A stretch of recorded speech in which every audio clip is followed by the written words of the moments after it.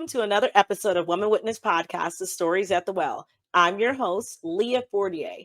And on this podcast, we bring together voices of women who are out there doing something and making a difference in their community.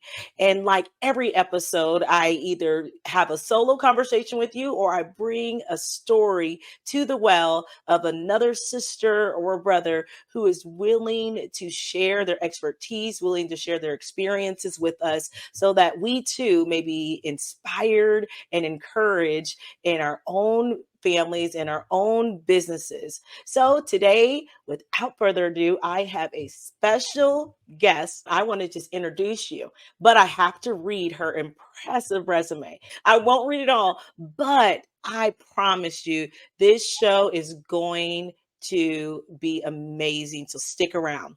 Okay, so today I'm going to introduce a community leader, a multifaceted professional. We are thrilled to have Melissa on as a guest here on our podcast. Her journey as a mentor, sisterhood advocate has evolved into a successful business, and she has been involved in community leadership since age of 14. Whoa, okay. Wow. With degrees in English and psychology and various behavioral, developmental, and emotional psychology certifications, she has worked in several roles, including literacy director, educational consult, and coach. Melissa's expertise extends beyond education as she has an experience in keynote speaking, authoring, my favorite, diversity, equity, and inclusion coaching, and a nonprofit directorship for literacy equity. Moreover, she is a full spectrum doula and specializes in supporting melanated families. My girl. Melissa's mission is to empower marginalized communities and advocate for equity and cultural policy changes. Without further ado, I want to introduce to you Melissa Philippe. Hello. Thank you so much for having me. That was such a beautiful introduction. Like, I'm blushing. Listen, when we read your letter that you sent in to us, we were blown away. And I promise you, when my girls brought it to me, they were like, "You're gonna love her," and I'm like, "Oh my gosh, I love her already." I'm really so like you mentioned God earlier, and I'm big on Jehovah. He leads every single aspect of my life. And so when I found your podcast, I was just like, yeah, Oh, I need to definitely talk to them because this looks amazing. Like the work that you are doing is absolutely oh, glorious. And so I thank you for putting out God's word in such a beautiful platform. oh, I thank just love you, Melissa, girl. it. We just get started. We didn't even ask questions yet. You. Thank you so much. I really appreciate it. And I appreciate you wanting to get out there. You know, it's interesting. I just did a podcast last week that I just dropped yesterday. I was talking about when we get to a place in our lives or we get to a place of like freedom in our minds or, maybe in a place of business, going back and helping other people is key. Sometimes we get so comfortable in where we're at. We're just like, I'm just doing me for me. But I am so grateful for you and all the other women who come back and say, you know what, I want to share my experiences with other women so they can be inspired. So Oh, I thank you, my sister. yeah, thank I you. thank Thank you you, so Jesus. much. Oh, Okay. Okay. I told you that based on our first couple of minutes together in our conversation that I know that the area that I really want to talk to you about, you have such a long, impressive resume. Melissa, we can honestly spend hours talking. I can tell you already because I have so many questions and the way my mind works, forgive me. I'm just like, so I wrote them all down. I want to talk about your profession as a doula. I'm going to tell you something. I think it is a area that does not get enough attention, doesn't get enough encouragement, doesn't get enough funds. We need to talk more about this, especially in our communities. Okay, oh I can yes. go on and We on. do. And I do actually go on and on about it because What you do? I It want is a to. big deal. It is a really big deal, and so It we is. do need to talk about it a lot more. It is. Tell our listening audience, for those who do not know, what is a doula?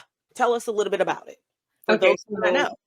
yes, 'cause it's not uncommon to not know or be sure of what a doula is or what they don't do, especially. And so Mhm. a doula specifically, there's a few different types of doulas, but we all pretty much encompass the same scope where we work with birthing people.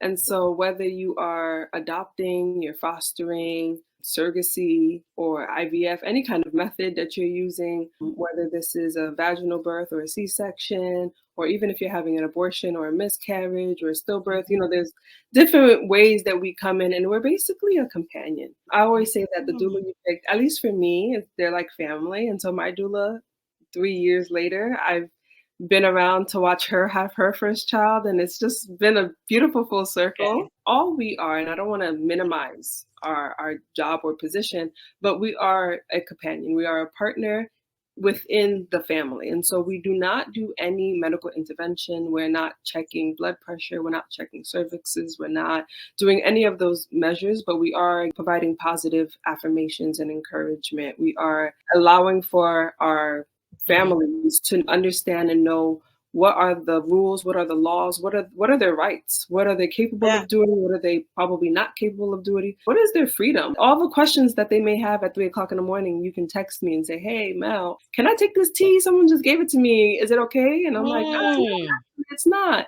because such and such and such. And so we are Right. here to provide that insight and that comfortability that you may not get from your traditional OBGYN, or if you're going to a midwife, you might be a little bit more comfortable with them, but you get someone that is really there with you. Forgive me and my ignorance, but it Oh, sounds like there's a difference between the midwife and the doula. yes, big difference, a large. Okay. And so, Tell me. a midwife is a medical professional. And so, Okay. your midwife is the same as your GYN or your OB, whoever would deliver your child, or, so they can do pap smears, they do cervical checks, they could draw blood. Okay. They are typically a certified nurse in midwifery. And so they Got are it. nurses, or they could be RNs, they could be, they can have more, certifications and degrees under their title. But if they decide to go in the route of midwifery, it's really the structure of the care, because they're just like an OBGYN, but the structure of the care is different. They may recommend more holistic methods. They're more, Mhm. they'll just provide a little bit more of that holistic, Yeah. natural. I don't Yep. like to say natural because everything is natural, unless we're not robots. And so, Right. but that holistic, more, just kind of earthy Yep. way of doing things. I would like to, Got it. They're still governed under the same laws, but they can yes, maybe do it a little write bit different. prescriptions. And you could do, Not yeah, they can, use the fetal dropper and hear the baby's heartbeat. And, like they can do ultrasounds if they're certified in technician and stuff. And so they have a lot more that they are capable of doing legally as got well. it. Got it. I understand. Yeah. Yes. And Yep. so, doula, we're here to be a partner, to be someone that's besides you, Got it. to answer any questions or just be there, especially during COVID, where let's say you only had one person and let's say your partner couldn't be there.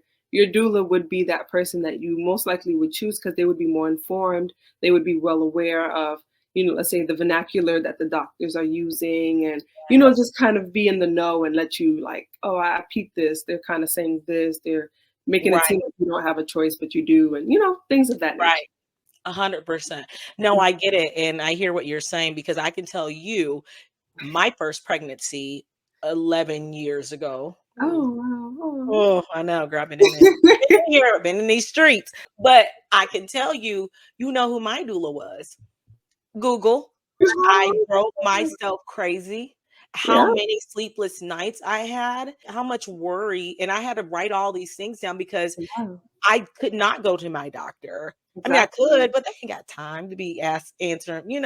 I think to myself, had I known, that would have Mhm. been a really great avenue to go down because Yeah. I put myself through too much, and I'm gonna let you, because you're the expert, which Oh, is what I wanna talk about, is I know that I hear the great scare and it's not a scare, it's reality It of the is. rate that Black women or women of color Mhm. die during childbirth Yeah. or during the experience as a whole. Tell us a little bit about your role and how you can help women of color get to a healthy or a healthier place, a more informed place. Talk to us about that, Melissa. So my title as a holistic full spectrum doula means that I do everything. So whether you're having an abortion or you've suffered a miscarriage or a stillbirth, or you have twins or you have a singleton, whether you are prenatal before the baby and labor and delivery, or postpartum, you had the baby already, you're just trying to Put it work back. it all out and get it together. I'm downstairs doing laundry and folding the baby's clothes while Yes. you're upstairs, or I'm doing the bottle and you're sleeping. I'm everywhere. For me, what I love to do is I bring in a lot of my traditions, my Haitian culture, African culture, just very indigenous groups, looking at the way that we've honestly have always done pregnancy, birth, and labor. I recently was talking to someone about a statistic that how hospitals are designed to be an emergency center. Emergencies like being shot, getting stabbed, things of that nature. Yeah. Having a baby is not an emergency. It is a common thing to happen. If you are someone who can have children, you Right. can have children. And so Right. this idea that because I am pregnant, I need to go to the hospital is a little obscure because it creates this fear that hospitals naturally have with them. That's just their connotation, that people go there, they're sick, they're battling something. It's not a very joyful place. I mean, Yeah. this is 100%. not a place that I would want to first enter into. And so Right. I come in as a doula and I let people know, like, hey, you can have your baby at home. You can have your baby in a Mhm. birthing center, or you Mhm. can have your baby at a hospital if that is what you want to do. And you can go in and you can have a scheduled, let's say, C-section, or you can have a scheduled Yeah. induction. You can go in and you want epidural and you want all of these things, but we can make sure that you're being heard, that you're not being disregarded, that you're not being forgotten about, that when you tell them that I'm in pain, I feel like the baby is pushing, that someone actually listens and says, okay, what do you want to do? Do you want to move? Do you want to stand? Do you want to walk? Do you want something else? Do you need more medicine? They actually are there for you and not just you're another, patient. Because let's be honest, as we know, the medical field, or may not know, but the medical field is bombarded, honestly, with Yeah. people and lack of resources of the people to help. And so you add in, of course, Mm. the common practice of people having babies to a place that should only serve emergency situations. Mm. Unfortunately, when you put especially people of color into that situation where we're already disregarded in non-emergency situations, you put us in emergency situations, we're just completely forgotten about. And so as a doula, I come in and I say, it doesn't matter how this person is coming in. I don't care if they had a C-section just the year before. Let's try to see if we can do vaginal this time because that's what they want. I don't care if you don't believe that the baby is coming because you don't see anything. This person feels something. So let's take initiative and hear them out. Let's not disregard them. Let's not just act like because this individual is 16 or they're 17 and they don't have the father with them, that they don't matter, and that, oh, they're just enough. None of those things should be a Okay. consideration for caring for someone in a situation, no matter what's going on. And so I take a deep, deep, deep pride in making sure that every single person I come across gets the same kind of experience that I thankfully was able to get, because I live in the state of Georgia, and the state of Georgia is known to be one of the worst states to have Mm. a baby and give birth, besides Alabama, our cousin. And so Wow. um, I the, did. the laws and the system here is not conducive to healthy, happy families. My business is called Blissful Births because I believe no matter if you want a vaginal, if you want a C-section, if you just suffered a miscarriage, or if you're having twins, or anything, or if you just want to learn how to introduce a new member of the family to other people. Maybe you're fostering a new child, maybe you're adopting a new child. Whichever it is Mhm. regarding your family, I am here. And then I also come in with the psychology side. And so, I bring a little bit more than most doulas would, Yeah, but absolutely. for me, it's really just getting back to the root of nature, and that's being together, us doing things simply. Babies don't need a lot. That means we don't need a lot.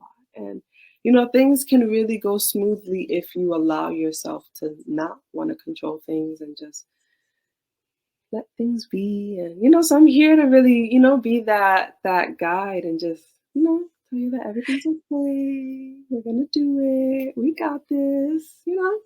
You are a Really. voice, Melissa.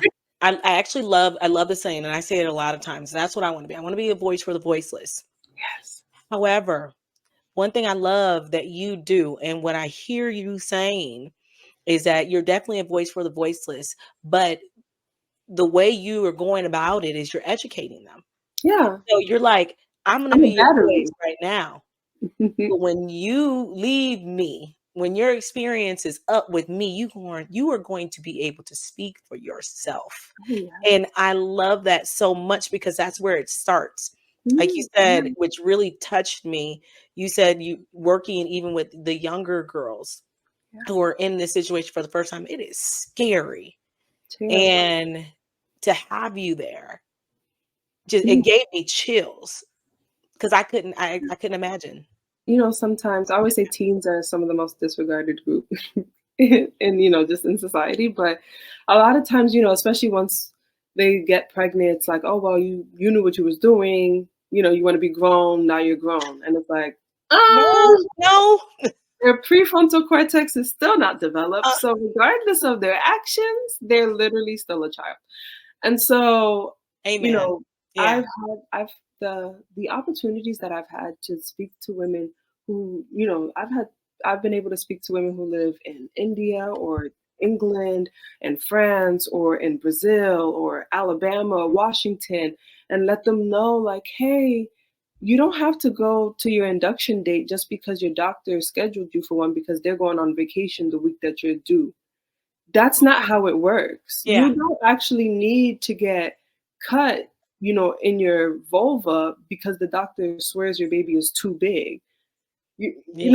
All of these are guesses. It's an estimated due date, Mm, not a exact due date. right. That's why, and so when you have these women that, and I love that for them because we want to be able to trust the system that we're within, and we want to be able to go in and listen to a professional, and they say their opinion and we trust them because Right. I end up doing the same thing for them, and I don't want anyone to mistrust people who are good and people who actually want to help. But then Right. you do have these people in power and influenced by other things, but you have these people come in, and all they want to do is have a healthy child. They want to be healthy people. They want to just go through this chapter and get to the other side, whatever however that looks like for them. Yeah. And you rush the process, you fear monger them, you make them feel like they're inadequate to take care of the child or even make decisions on their own, and you need to Right. help them and you need to save them. It's saddening because a lot of these people, they just want to be heard. We look at pregnancy as a disability, and it has some advantages because for sure there's some women who really, they're suffering through pregnancy. They have HG, they're on bed rest from 3 months until they're giving birth, or they have complications. And there's definitely high risk Yeah. pregnancies. That's not a myth. Right. Right. However, the amount of birthing people that go to hospitals, out of 100%, only 10% of those people actually have a high risk pregnancy. That means 80% of birthing people who go to hospitals have a low risk pregnancy. Out of that 80%, more than 50 of them, as brown people, as the minority, were dying. And we didn't need to. We didn't even need to be here.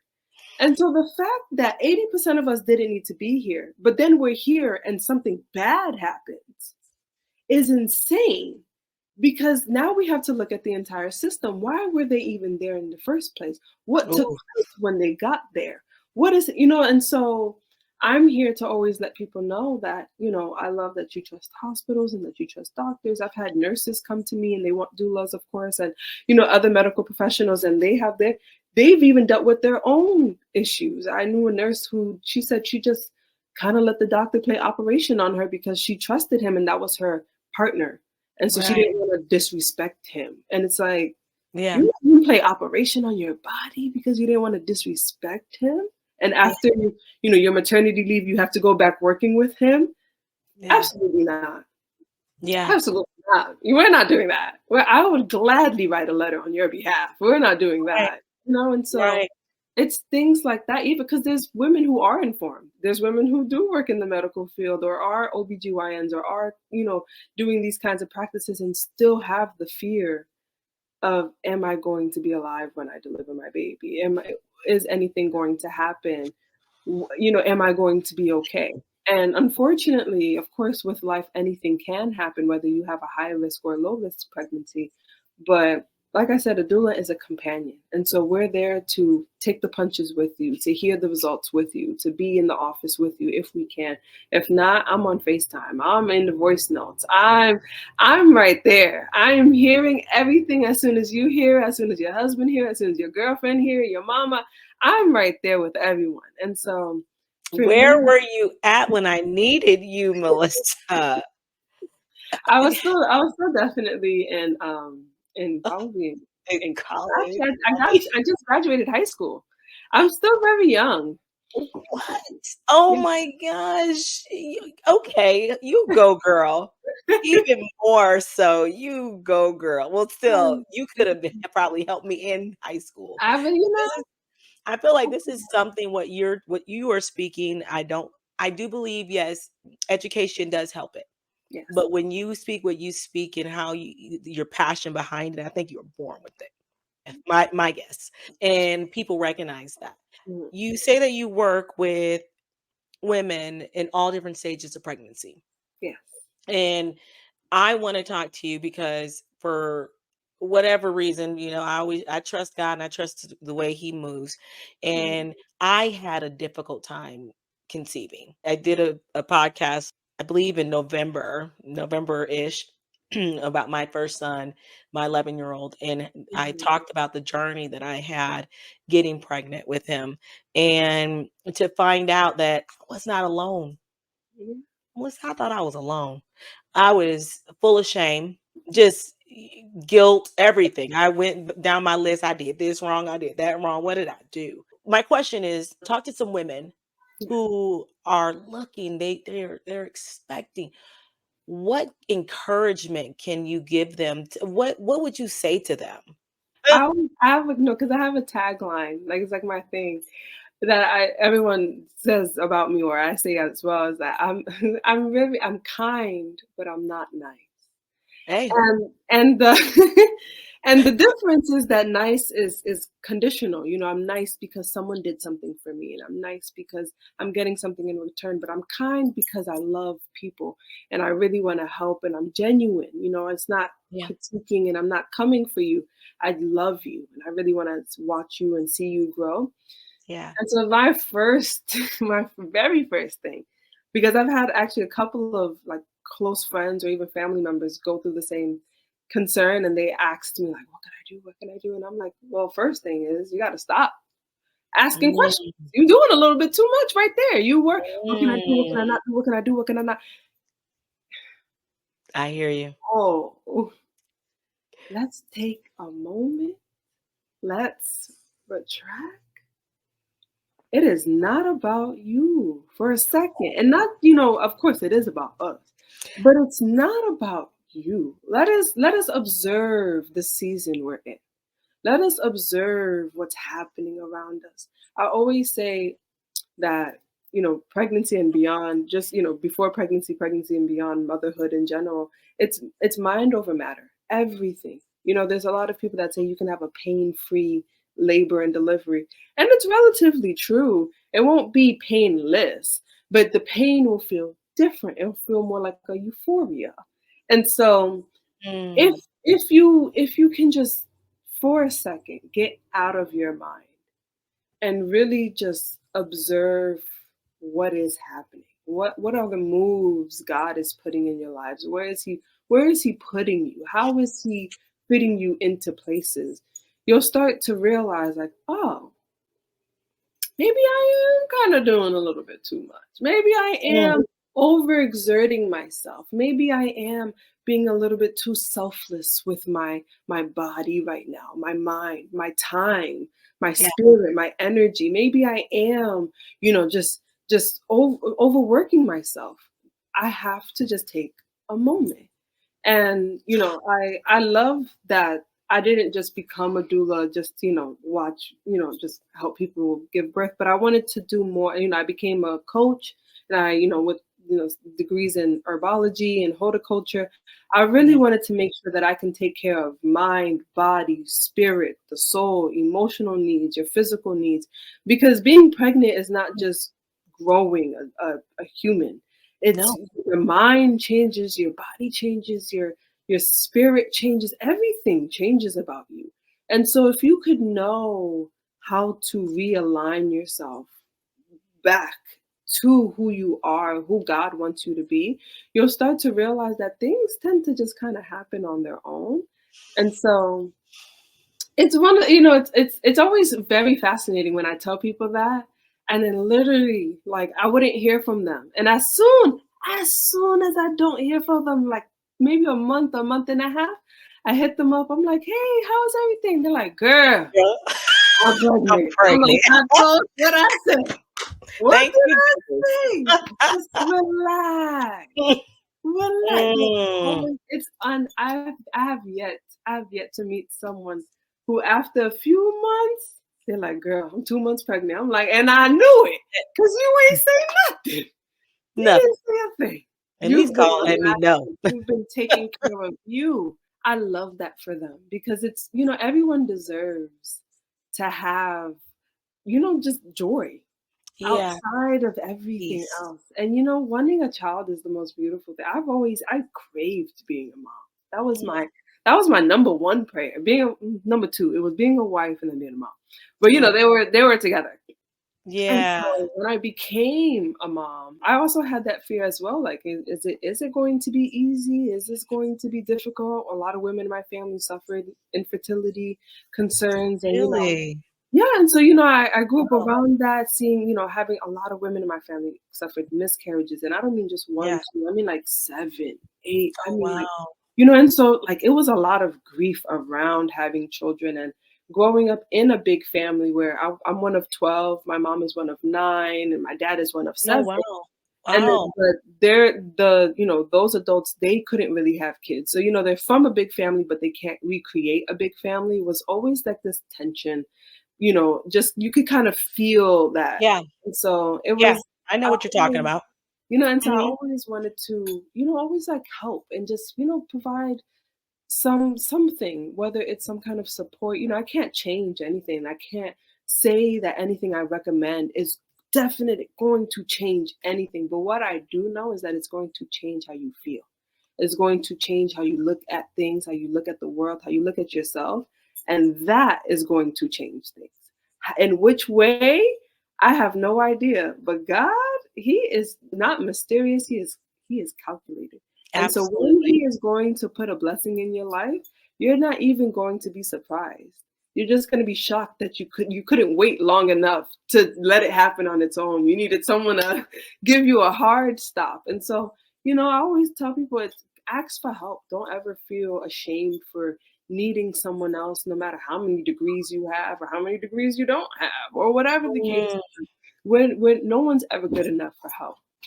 I love asking for help, and so help is free. Help is really free. And so if Girl. I can do that, why not? Why not get someone's insight, or have someone answer my questions, no matter how silly, how frivolous, or whatever they are, and I don't feel judged. And I'm really getting advice not just for the moment, but for life. Like, I can take Yes. these words of wisdom and translate into other parts of my life. Oh, that's a gift. That is only a gift from God. So I Melissa, just you are so wise. oh, Wise, far beyond your years, girl. thank Man, you. everything you said, you nailed it. I mean, honestly, it was probably like you were there anyway, because I could not agree with you more. The moment I sat down somewhere, stop trying to do everything myself and let God. There you That's the go. only See, time. y'all heard it first. So, and I want to say this. One thing I will say is this. I mean, there is not a dollar amount that can ever replace how much heartache and pain it was going through those years and years of infertility. And, I think about it. Would I have done it again? No, not right now, because I know better. Right.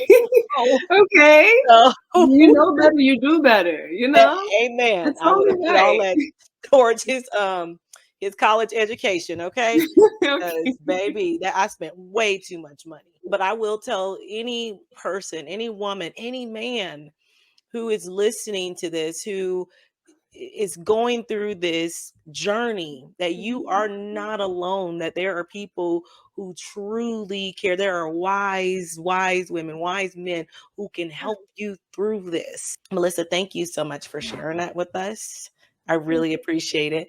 Birthing can be unpredictable. Yes. And I'm sure you face many challenges dealing with many different women, different circumstances along the way. But can you tell me one of the most common challenges that you face as a doula? How do you handle them differently than anyone else? My most common challenge, I believe, this is all love for my clients, but my clients sometimes, as lovely as they are, and I absolutely adore them, they oftentimes cannot relinquish control. Mm. And that has to be by far the thing. Because I Wow. can't make you give up your control. I can tell you, like, hey, just let it happen. It's okay. It is what it is. This is what's supposed to happen. Oh, that's common. I can give you all of the words. I can give you all of the statistics and all the facts. If you want things to happen a certain way, if you are a planner, if you are an organized person, if you are someone that you like things to happen how you like them, Yeah. being pregnant is gonna rock your world. Uh-oh, she's not lying. And so I find that I have to like stronghold my Yeah. clients because I'm like, stop. They're Yeah. like, but they said my baby's supposed to come on the 24th. It's the 23rd, and I'm only 1 centimeter. And I'm like, did your mucus plug come out? No. Do you feel any Braxton Hicks? No. Do you feel so? Girl, you're Dolores. not ready. And it's an estimated due date. You have 2 weeks before, 2 weeks after. You ain't even Right. reached the 2 weeks after yet. Now you're at, and so but it's Mhm. funny because once we get to the end, they're like, you were right. I had to really let it all Yep. go. I'm like, yeah, now that you're done, Yep. of Exactly. I course. just stressed you out the whole way. But it's honestly, I had a recent client, and she always is okay with me sharing her birth story because she would always say like, I didn't know I could do it. I didn't know I could do it. She had her first child, and she said that it was an okay experience. Let's say that they gave her pitocin to try to induce her labor because she was stalling. But I always try to remind women that because the hospital is a place of an emergency and we have this connotation about it, your body goes into fight or flight, regardless if you are comfortable with hospitals or if you hate them. And so you Mm. can have worked at hospitals your whole life. As soon as you go in yourself, your body is going to say, this is not a safe space. And you have to be vulnerable enough to allow your body to open up to descend Wow. the baby. And so if you're not in an environment conducive of that, you're going to stall your labor. And of course, hospitals don't want that because the more people they have coming in and out, the more money they make. And so they rushed the labor, and she said, if I could do it over again, I would not get an epidural, I would not get a pitocin, I would not do any of those things. Right. And her bill was Crazy. astronomically high. I mean, we're talking 25 plus K to Right. have a baby. And so, Yep. um, so the next time, she was like, I really want to do things differently. I really want to implement the things that you did for your pregnancy. I loved how you did everything. You just was like, so go with the flow. And I'm like, girl, all I did was do the thing and then I got pregnant. I ain't do nothing else. Like, I didn't make an eyeball, not a liver, not a brain, not even a finger. I just, Mm. what do you want me to tell you? I didn't do anything. Yeah. And so the whole pregnancy, everything was, she's trying to minimize control while also maximizing her control. But we get to the part of my dear friend having, being in active labor now. And unfortunately, I couldn't make it to her quick enough because she was progressing very quickly. And because I was with it through everything. She'll tell me, "Oh, I went to the bathroom, I saw this." I'm like, "Noted. Okay. Yup. This is Yep. where we at. I can see you by tonight. I bet you. I bet you." And literally by tonight, it happened. And so, she's like, "Oh, but I'm not at the hospital. Oh, but I'm not at the-" I'm like, "It's okay. Do you have towels? Yes. Do you like your tub? Yes. Okay, you like it good enough that you would have birth in there? Yeah. All right. After that, we don't need Mm. to worry about anything. Did they tell you had gestational diabetes? No. Is anything wrong with your placenta? No. Are you high risk? No. Do you have any preeclampsia? Do you feel like you're, like any? No. Everything is looking fine. You're just having contractions. You're good. We don't need to Mm. rush to the hospital right now. It's okay. I Right. mean, so I'm talking to her on FaceTime, Right. and literally her husband is like, "Oh, I think we need to go. I think we need to go." And I'm like, he needs to be quiet. I'm gonna be honest. He I needs to know. not do that because that's only gonna make you do it more, and we don't need that. Okay. Now Right. we're, so we calm down. Everyone's calm, and she's like, "Okay, you know what? I actually do feel like I want to go to the hospital just in case." I'm like, "All right, no, Yeah. listen, do what Right. makes you feel comfortable. I'm here for you 100% wherever you want to take it." As they're driving to the hospital, she's like, "I feel him. I feel his head." I'm like, "Girl, it's happening. Like this is Oh it." my And god. she's talking. I'm on FaceTime. She is talking to me through this. She's like, Calm. "Time, it was not like this. I can actually speak. I'm really calm. I feel these coming in as waves." She's like, Oh "Girl, my what god. is this?" I'm like, "Isn't it beautiful? Isn't this Oh a my beautiful goodness. experience?" And we're just talking, and she's like crying. She's like, "I didn't know I can do this. I didn't know I can do this." And she gets to the hospital at the nick of time, has the baby in triage, and she's like, "Why did I even come here? They're gonna bill me for What doing was the all the husband work." doing this whole time? Was he freaking out? He was no, because I had to talk. I had to. Yeah.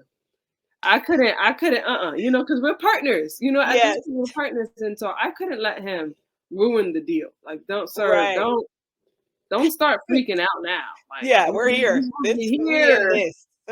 We're really in this together. So if I'm not worried, you can be worried, but don't show it. Right. Don't poker face, man. Right. What's going on? And so, he's like, "Yo, like this is lit. Like, oh my gosh." Like he was that had to have been like one of my fondest memories because it was when I say she is such a control freak. And Yeah. I, because I know Gosh. her dearly, I know her close. And so and it's beautiful. It works with who she is and how she likes things, and that's fine, for you to be organized. But to see her not be herself, but Yeah. be herself Right. at the same time, it was a beautiful thing to witness and really watch that happen because it's possible. When we just say, "You It know is. what, God, you got this. You got You've been around this block too many times. You know who I am. You have me covered. Everything is covered. I am under you, Lord. Take." mm, That is such a freeing. Every time I tell that to my I get chills. I'm like, this is just let it happen, let it be. because it's not your fault. You literally didn't do anything. All It's you a did natural was the thing. deed. Yeah, you just had sex and then you had a baby. That's it. Your Everything in between. your body knows what to do. You know? So how can we just let it happen, man. Let it happen. And it's beautiful to watch it happen. When you watch and you see every little part come together and you have a full being, oh my God, God is I great. did God is things. good. Oh, he is talented. He Oh did my that. goodness. He did. Okay, he did his big one on that one. Okay, Melissa, shifting gears a little bit. You are an author. Yes. Tell us a little bit about your books. Oh, of course. I'm actually how many books is there? Oh, Mhm. I'm actually a 15-time published author. No, 16 because one of the books are bilingual, and so it's in English and in Creole. And so yes, and my daughter is a 16-time co-author at the age of 2.5, and I have to say God is good because I couldn't have thanked him enough for that. I knew I wanted to write since I was young. That's my passion. mm, That is where my passion lies. Is words, speaking to people, writing to people. That communication. You know, when God said, "There's power in the tongue," I amen. understood what He meant at Amen. a young age, Yeah. and so I always said I mean what I say, and I only say what I mean. I don't just, I'm not here to just talk and Throw fluff. around I don't words. have time for that. And so Right. yeah, my Tell us books about your are books. yeah, and so 14 of them are part of a series, a part of a collection that is called Learn Creole Haïtien. And so as a Haitian and raising a Haitian daughter in my very Haitian household, when I had my daughter, I realized that I am obsessed with my culture, but the Uh-huh. obsession isn't really shared because Mm, there's a lot of Spanish TV and Spanish network and channels and movies and books and and everything. There's resources you can find things in both languages or in French or in Mandarin or Cantonese and but mm. Creole is not You don't. there. My mom would always tell me that if that thing is not done, that means we're waiting for you. If that thing does not exist, that means we are waiting for you. She would also always say things like, she would say them in Creole. And so my mind always like, I Say can't it in really say Creole and do it both. that. Okay. Oh no, she's a very expressive lady. I would say some of the things aren't really very friendly. Um, Oh, okay. But it's funny, she's like I said, she uses a lot of metaphors, and so it's just like, oh, yeah, my mom is very funny. But yeah, she would always say like, if that thing does not exist, then we're waiting for you to be the one to create it. Amen. If in whatever aspect it is, and so she's always been so amazing in pushing us into anything we've ever wanted to do and dream of, and so when I noticed that there wasn't a lot of Haitian books, Haitian Creole books, and not really, let me not say that, but more so, as I homeschool, and I was an educator. And so I knew that I was going to homeschool any children that I have. And for Right. me, I wanted books that were like subject books, Yeah. like I love reading our folk tales and, character stories and our historical fiction stories about our country and about our people. Those are beautiful and I love them. But Yeah. I also want to teach my daughter all of the animals in Creole. I also want to teach her, Mm, mm, people and different relationships in my language. And mm, especially throughout the diaspora, a lot of Haitian speakers, especially when we're in America, our parents are so excited for us to learn English. Especially, I don't know if a lot of people know, but Haitians back in the day were most hated. I mean, you could not openly say you were Haitian back in the day because we were targeted, especially after Here. yeah, in America in general, Uh, because after I think it was 1995 or 1996 where mm, the CDC said that oh, Haitians were one of the reasons for AIDS and HIV. I mm, mean, the target on Haitians throughout New York, Boston, Canada, Miami, I mean, Florida in general, it was horrendous. And so I remember growing up in New York, Queens, my mom was fearful for me to tell people that I was born in Haiti. And so I Mm, had to try to get rid of my accent, mm. learn English, not really tell people that I'm Haitian. Though I have like the shot, so anytime I wear a shirt, people are like, "What is that?" My mom has that, and she's not from here. Are you not from here? And I'm like, "Oh my god, Oh, don't do that." But trying to hide. you Yes. know, I always knew that I wanted to, Mm, include more of those topics, especially in our language. And so I made the first book, which was Our Body, because though I was born in Haiti but I came here, I had to teach my mom English as she was teaching me Creole. And so she would speak to me in Creole, and to this day, she only speaks to me in Creole. And I would respond to her back in English. And so I'm learning Creole and she's learning English. And so that oh, kind of translated into just kind of our relationship where we just always speak to each other in Creole and English or back and forth. And so I realized that there were a lot of things I did not know before my daughter was born. Like I didn't know the Haitian alphabet. I did not know how to count past 20. I did not know all of the nouns and adjectives and verbs and stuff because people made it seem like Creole was just like a slang language. It was just a broken thing mm, because Creole, by definition, means a broken language or right, broken format of a official language like French or Latin and such. right. But Haitian Creole is its own language.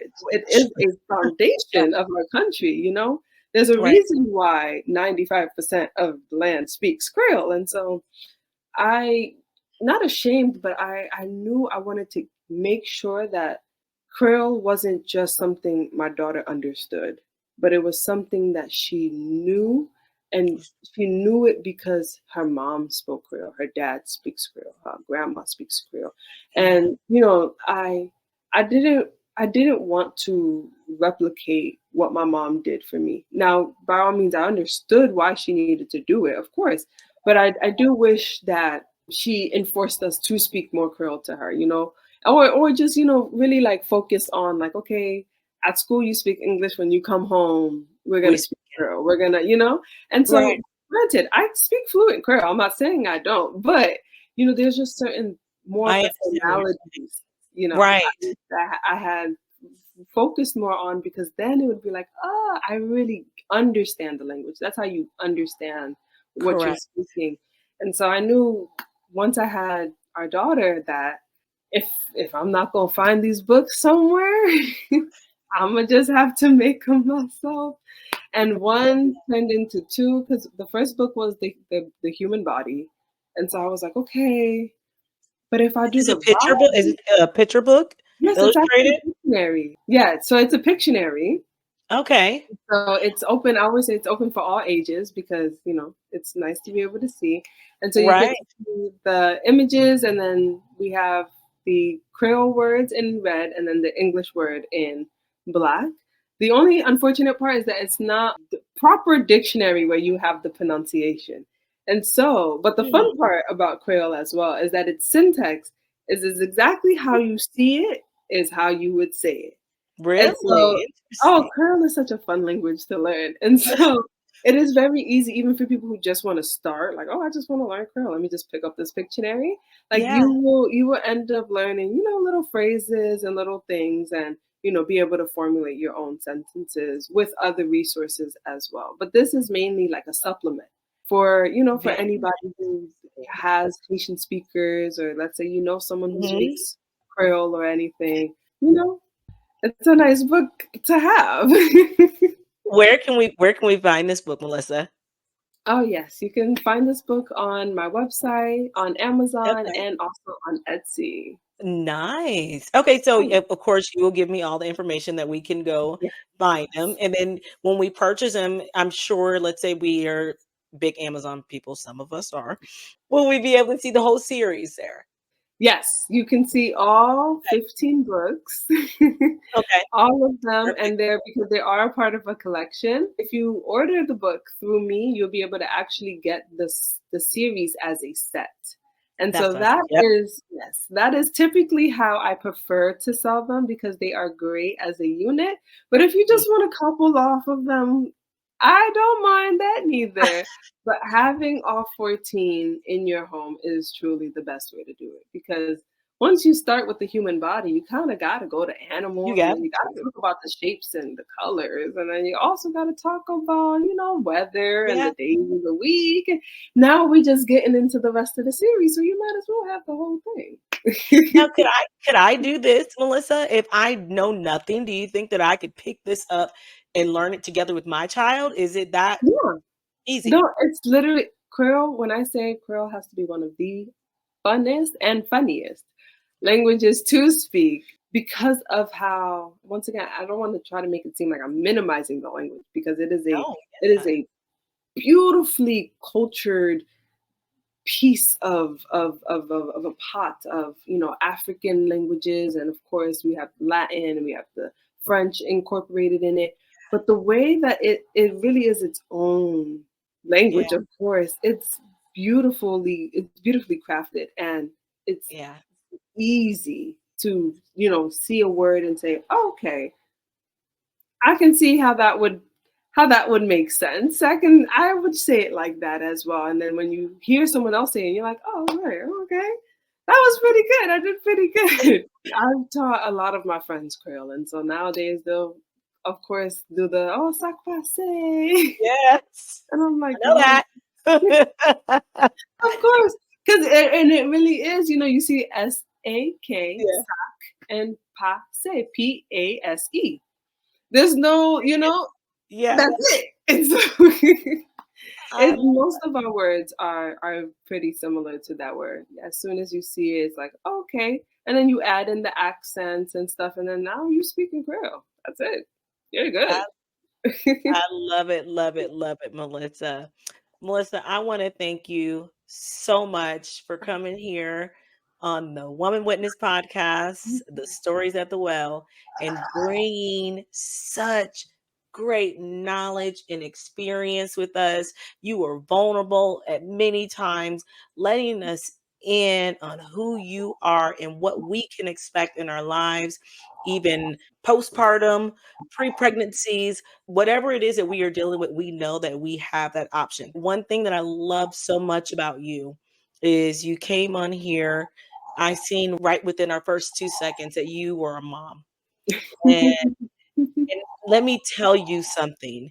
If anyone knows what it's like to run a business, to be a wife, to be a mother, and be able to juggle it all and make it look so effortless, I want to tell you, you did that today and you inspired me. And I hope that perhaps you're able to inspire other women who are in the same situation. I know sometimes this is women we say, oh, we're just gonna wait till they get a little older, or we'll just wait until, but you've written 16 books with a toddler. Oh, and I also finished college a few weeks after she was born. And so I I was mean, doing it all. running a business, Lord help me. I mean, it gives me chills because thank you, Melissa. Thank you for coming on and being a witness Oh, of because course. you are giving hope and inspiration to women Amen. everywhere that it can be done. Oh, So yes. give yourself a huge hug for me. I will I do thank thank you you. so much for your authenticity, for you coming in here and pouring at this well. I hope and I pray anyone who is listening to it, check out the description below. I will have her website. I will have all her contact information. Follow her on social media. She will continue to pour into your life. You need to hear what she has to say. Melissa, before I close us out, is there anything else you want to leave us with? Oh, yes. Oh, yes. Definitely make sure that you are following Lisa. Okay, Leah, please, please, please, please make sure you are following the Woman Witness podcast because you are doing an absolute amazing, amazing, amazing job. I mentioned this earlier that you are doing the work of God in a beautiful, beautiful way and on a beautiful platform because this, to be able to do this and be authentic and be vulnerable and not feel like I have to act like my baby is so good and quiet and doesn't speak or act like a human. It's Yeah. beautiful, and you do it with such grace, and you're absolutely gorgeous to even add to that on, Oh, it's just like, wow, I'm so thankful that I've met you, and this is not our first and last time. This is a continuation of a beautiful relationship that we will continue to have, and so I'm just so thankful for this opportunity, and to anyone who is listening out there, I really truly pray for joy in your life and that you allow for God and for yourself to just be at peace and just know that whatever is coming is going to come, but enjoy and love the season that you are in, okay? Winter has its purposes, spring has its purposes, summer has its man. purposes, and fall. Everything happens for a reason and allow them to happen. Amen. Okay. Oh, Melissa, I just love you so much. Oh Oh, me too. Thank my gosh. No, you. this will not be the last time. Okay. Ladies, gentlemen, thank you so much for joining us at another episode of Woman Witness Podcast, The Stories at the Well. Thank you, Melissa Philippe, for joining us. And if you loved the information that you heard, please take this podcast episode, share it with as many friends as you can. Don't forget to subscribe and like. We thank you again. And just perhaps you were chosen for such a time as this to write, to share your truth, your story. Until next time, bye.